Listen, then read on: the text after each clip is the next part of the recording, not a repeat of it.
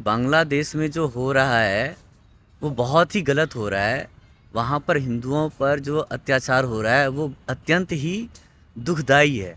लेकिन इसमें हम क्या कर सकते हैं?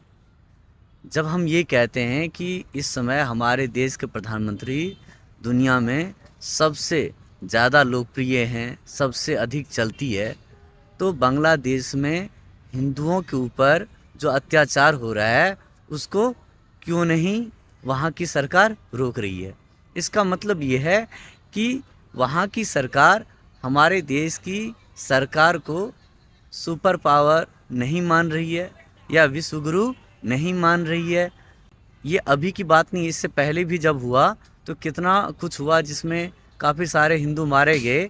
तो क्या वे हमसे डरे या हमारे देश के प्रधानमंत्री की कोई बात मानी कि आगे से हम ऐसी चीज़ें नहीं करेंगे? इतना ही नहीं, जब हम अपने देश में ही अपने देश के हिंदुओं की सुरक्षा नहीं कर पाएंगे तो विदेशों में हिंदुओं की सुरक्षा कैसे हो पाएगी? मणिपुर में कितने ही हिंदू मारे गए, क्या हमारे देश की सरकार ने उनको बचा लिया? तो सवाल जब उठते हैं तो सवाल बहुत सारे उठते हैं। केवल बोलने से, लंबी लंबी हाँकने से देश या दुनिया नहीं चलती। आपको प्रैक्टिकली कुछ ऐसे एग्जाम्पल सेट करने होते हैं, तब जाकर पता चलता है कि वास्तव में आप हिंदुओं के हित की सोच रहे हैं। अब बांग्लादेश में जो कुछ हो रहा है, क्या हमारे देश की जनता वहाँ जाके लड़ेगी?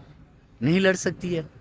केवल एक ही तरीका है वहाँ पर हिंदुओं के अत्याचार को रोकने का, वो है हमारे देश की जो भारत सरकार है वो वहाँ की सरकार पर दबाव बनाए। जब तक हमारे देश की सरकार उन पर दबाव नहीं बनाएगी तब तक वहाँ के हिंदू ऐसे ही करते रहेंगे।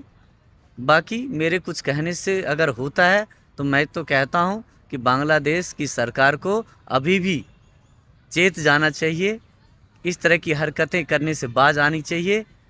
नहीं तो एक समय ऐसा आएगा जब बांग्लादेश की हालत और भी बद से बदतर हो जाएगी।